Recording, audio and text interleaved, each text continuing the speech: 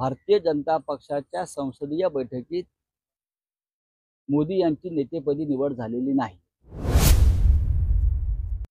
नरेंद्र मोदी प्रधानमंत्री म्हणून काही दिवसाचे पाहुणे आहेत. मी तुम्हाला पुन्हा पुन्हा सांगतोय. धन्यवाद.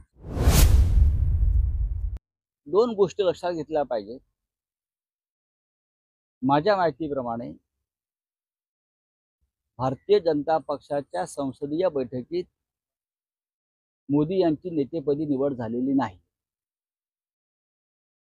राष्ट्रीय लोकशाही आघाडीच्या बैठकीमध्ये मोदी यांची नेतेपदी निवड झाली अशी माझी माहिती आहे.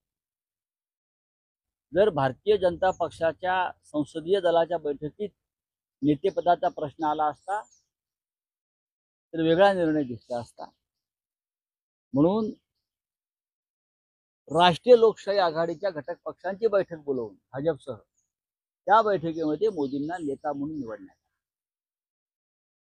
ही अत्यंत गंभीर गोष्ट आहे.